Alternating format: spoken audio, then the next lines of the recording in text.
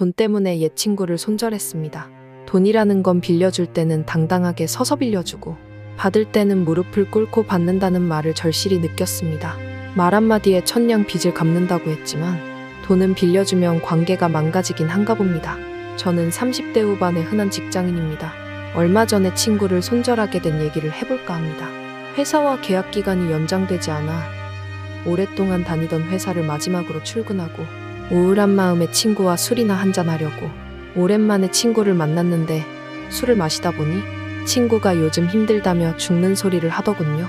그동안 몸이 아파서 일을 못했다고 카드 대금을 내야 하는데 돈이 하나도 없다네요. 한강 갈지도 모른다고 급한 불을 끄게 돈을 빌려달라고 하는데 큰 금액은 아니지만 300만 원만 빌려달라고 했습니다.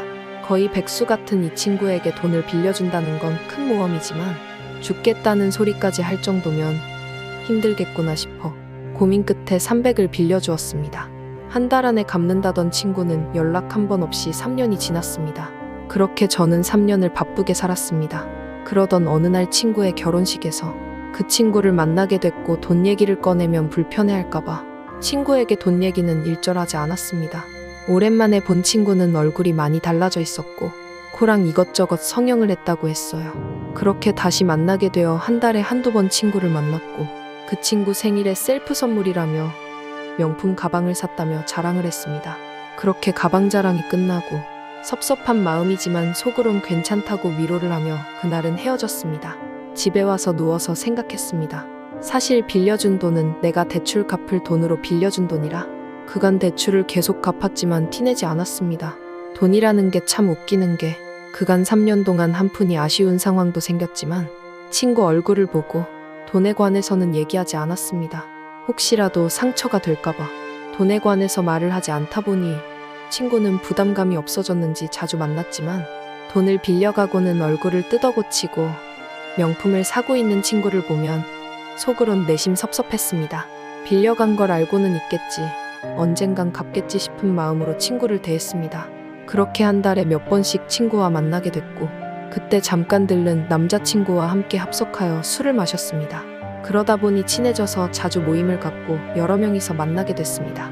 어느 날 늦은 저녁 남자친구와 통화 중이었는데 이날 밤 돈을 받고자 마음을 먹은 사건이 생겼습니다. 나와 통화 중이었던 남자친구가 계속 전화가 들어온다고 받고 다시 연락한다고 전화를 끊었습니다. 잠시 후 5분쯤 뒤에 남자친구에게 전화가 왔고 내 친구가 술 마시고 떡이 된 상태로 밥을 먹자고 해장하면서 한잔하자고 전화가 왔다는 겁니다. 나한테 얘기하지 말라고 덧붙이며 꼭 비밀로 했으면 좋겠다고 밤 12시에 만나자고 했다는 게 정말 이해하기 힘들었습니다.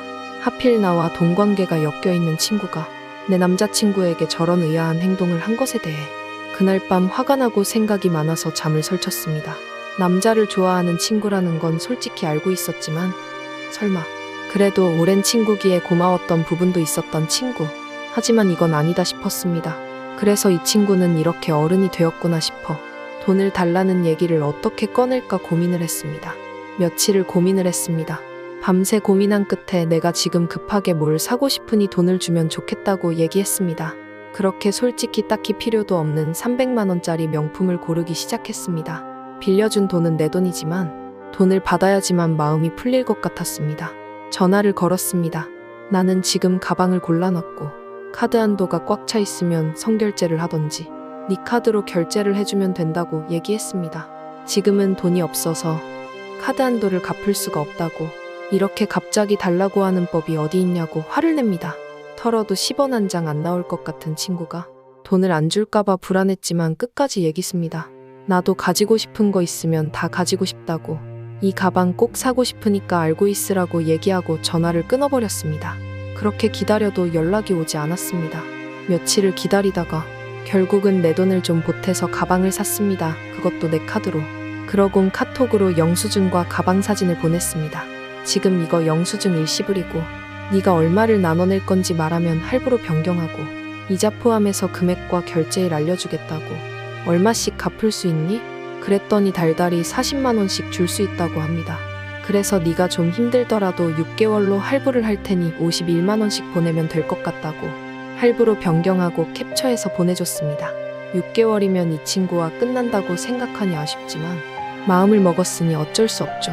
드디어 카드 대금 첫 번째 달이 되었고 51만 원이 제대로 입금되었습니다. 두 번째 달은 하루가 지나서 입금되었고 그 뒤로는 이렇게 하면 내 신용에 문제 생기니 주의해달라고 카톡을 했습니다. 그리고는 늦을 것 같으면 적어도 5일 전에는 말해줘야 한다고 얘기했습니다. 한두 달은 5일 전에 말해줘서 돈을 준비하기 좀 늦을 것 같다길래 있는 거 먼저 보내달라고 했습니다. 남은 건 며칠까지 줄 거냐는 말과 함께 그렇게 내가 카드 대금을 먼저 결제하는 달이 많았지만 끝까지 받아내어 마지막 달이 되었습니다. 드디어 6개월이 지나 친구에게 할부로 끊었던 돈을 모두 받을 수 있게 되었네요.